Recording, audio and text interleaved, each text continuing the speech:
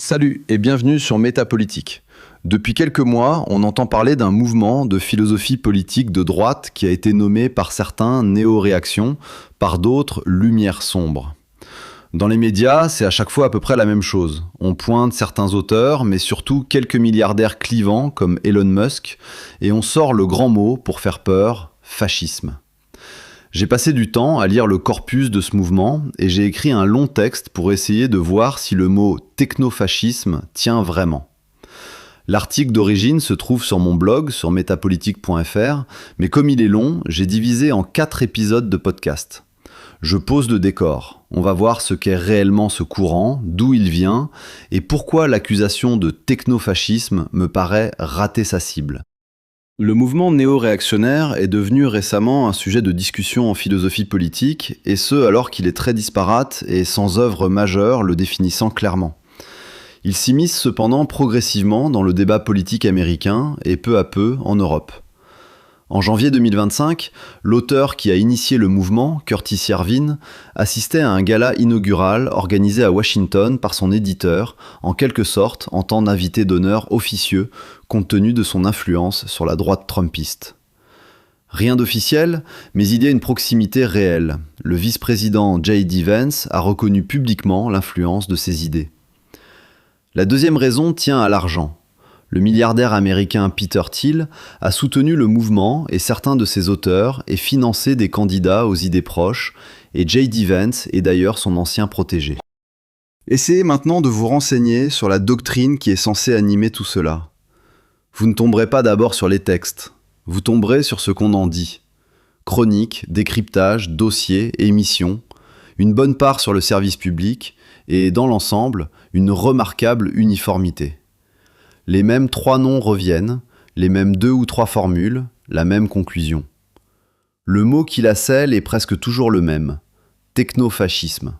Des fachos. 3 exemples pour la presse. En juin 2025, The New Yorker consacrait un long portrait à Yarvin, en relevant que ses critiques le tiennent pour un technofasciste, quand lui se dit plutôt royaliste. Un mois plus tôt, The Conversation publiait un essai dont le titre pose la thèse sans détour. Le règne de Trump réaliserait le plan de Yarvin, une monarchie américaine dirigée par un PDG, et l'auteur y conceptualiserait le projet comme un technological fascisme.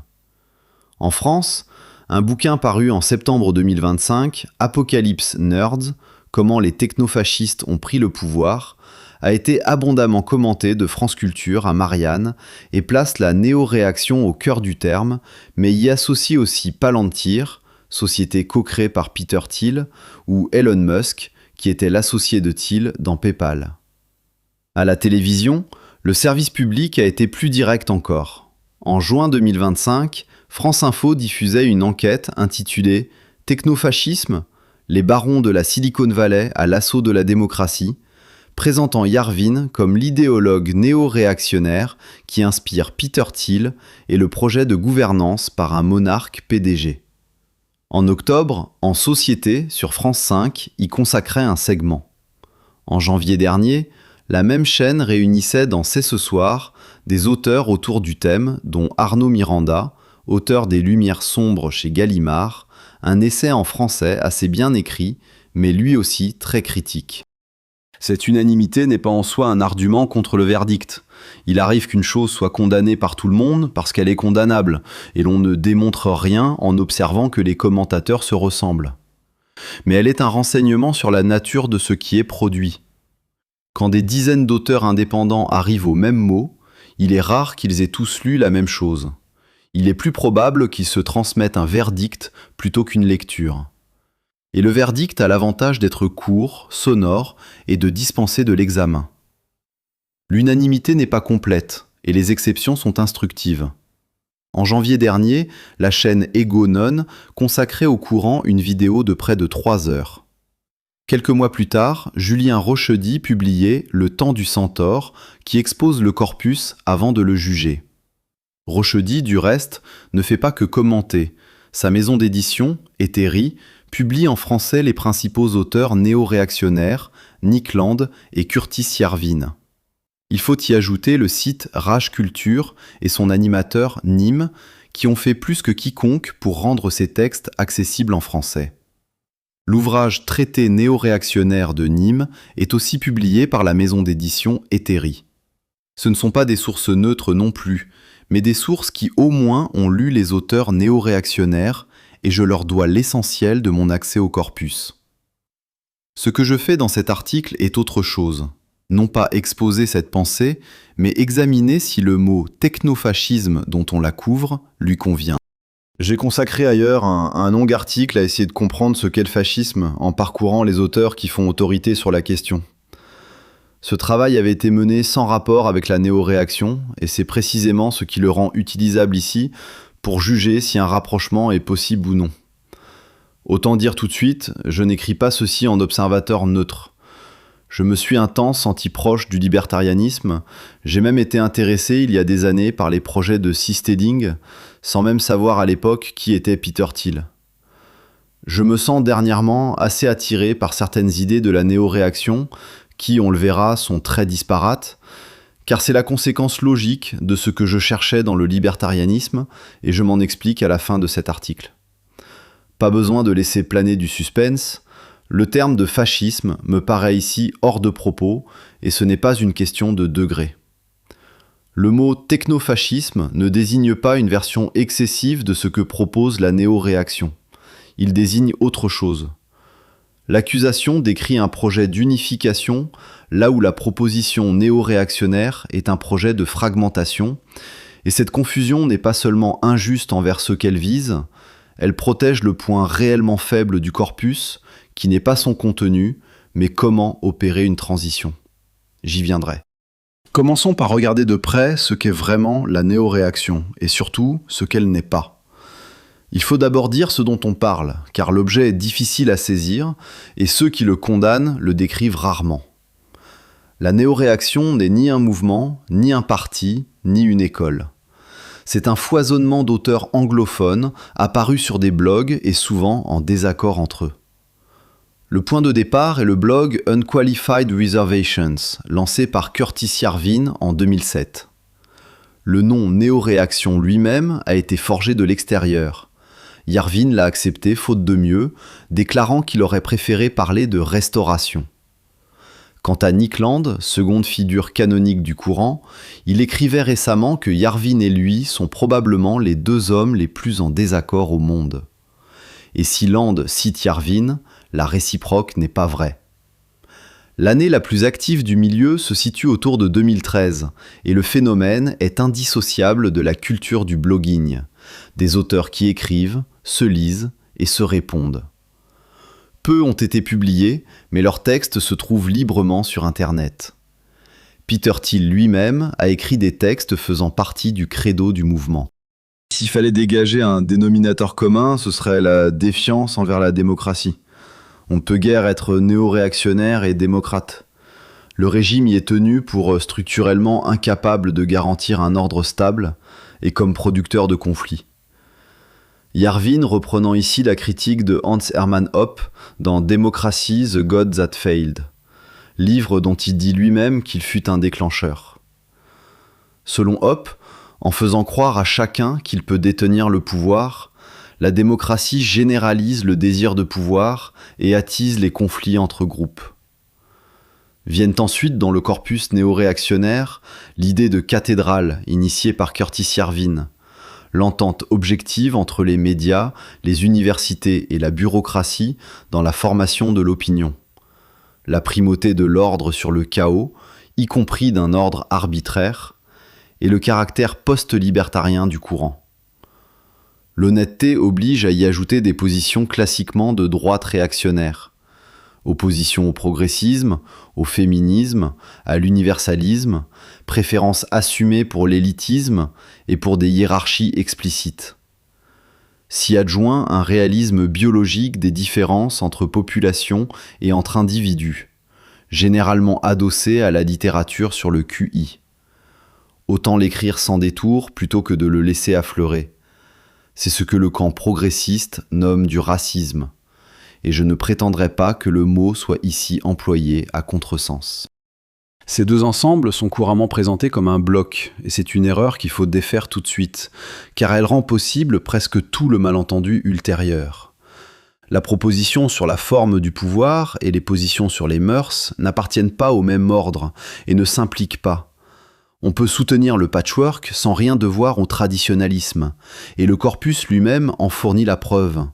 Land est transhumaniste et ne souhaite la restauration de rien, puisqu'il attend au contraire la disparition de tout ce qui est humain.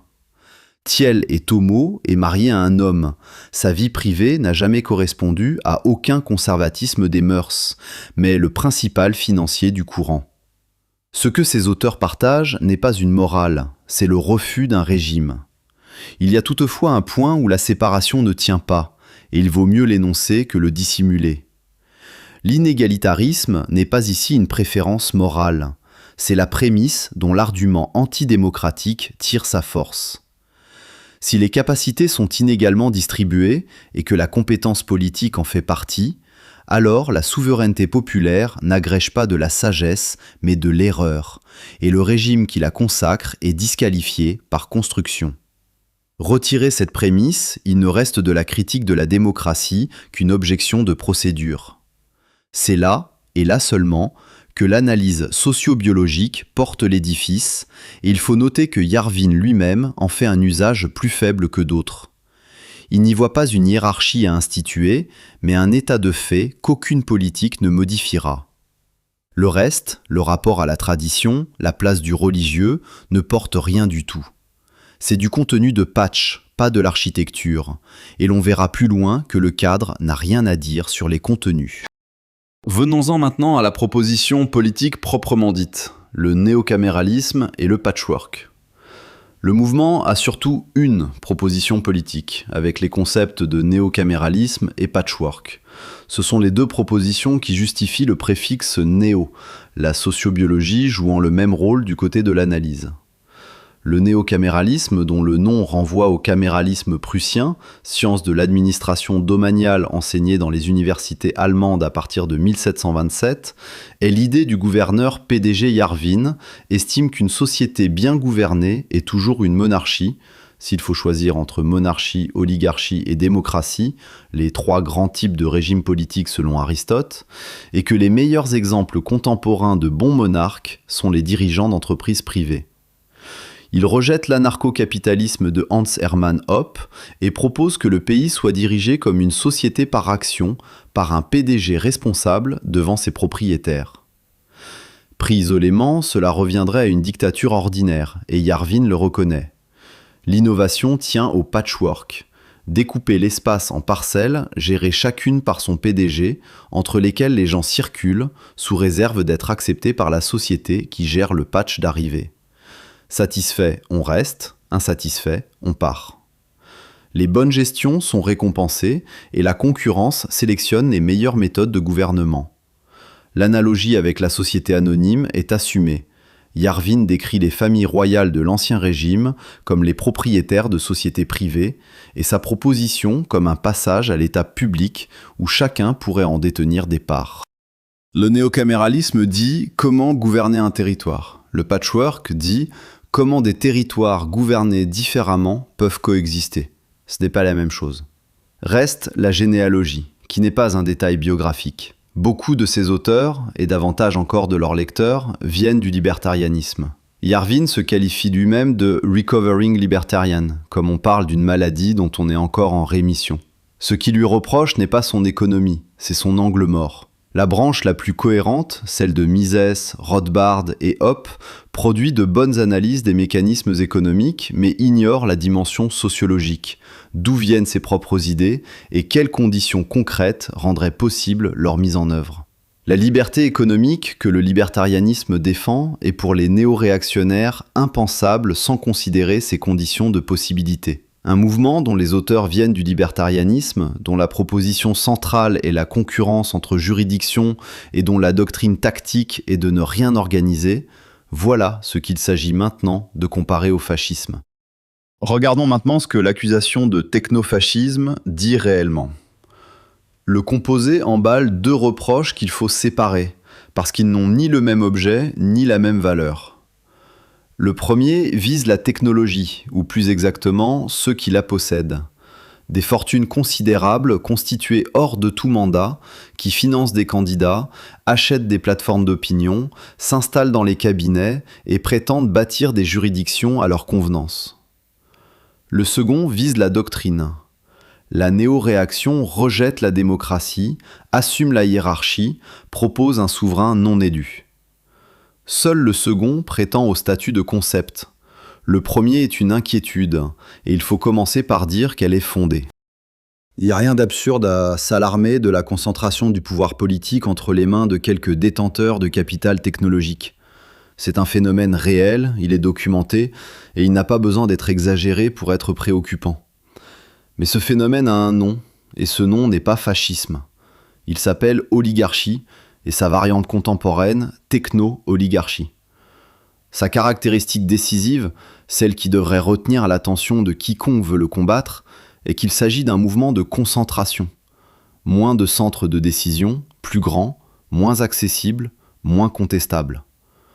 Quelques plateformes captant l'espace public, quelques fortunes finançant l'appareil d'État, quelques infrastructures dont dépend l'ensemble. Retenons-le dès maintenant, car tout en découle. Ce que l'accusation décrit correctement est l'exact inverse structurel de ce qu'elle impute. Elle voit une concentration et elle en accuse une doctrine de la dispersion. Si Elon Musk est souvent pointé du doigt, Peter Thiel est le nom autour duquel tout le récit s'organise.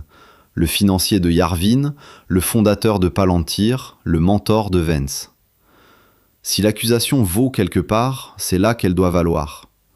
Or, Thiel a exposé publiquement, ces dernières années, une vision de l'histoire qui tient en une alternative. Ou bien l'accélération technologique est captée par un État mondial centralisé, c'est ce que Thiel désigne par l'antéchrist, un pouvoir global qui promet la sécurité et obtient en échange la soumission de tous, ou bien elle se répartit entre des entités souveraines concurrentes dont la pluralité même retient l'avènement du premier. C'est le vieux concept de catéchon, ce qui retarde la fin, appliqué à la question technologique. On peut trouver ce vocabulaire théologique, grandiloquent. Il n'y a pas grand-chose de religieux dans la question de savoir qui contrôlera la technologie. Mais l'habillage n'est pas ce qui compte. Thiel emprunte le terme à Carl Schmitt, chez qui le catéchon désigne exactement ce qui empêche l'unification définitive du monde. Et cet emprunt est une prise sérieuse contre l'accusation. On ne peut pas soutenir simultanément que Thiel est l'idéologue du technofascisme et que sa thèse centrale consiste à nommer le mal absolu un gouvernement unique disposant de la technologie. On dira que le mot importe peu, que l'essentiel est l'alarme. C'est faux, et pour une raison que Paxton signalait déjà il y a 20 ans. Quand tout est fasciste, plus rien ne l'est. Un terme qui désigne également un régime de mobilisation totale, un président américain, un parti de gouvernement européen et un blogueur californien n'a plus de valeur descriptive. Il ne sert qu'à faire savoir de quel côté l'on se tient. L'erreur de nom n'est donc pas seulement inappropriée, elle est aveuglante. En cherchant du fascisme là où il n'y en a pas, on manque le phénomène réel et l'on se prive des catégories qui permettraient de le nommer. Voilà pour ce premier épisode. On a clarifié l'objet et commencé à démonter l'accusation. Dans le prochain, on passe au test. On regarde si, selon les définitions académiques du fascisme, la néo-réaction rentre vraiment dans la case. Spoiler, non. Mais il faut le démontrer proprement. À bientôt.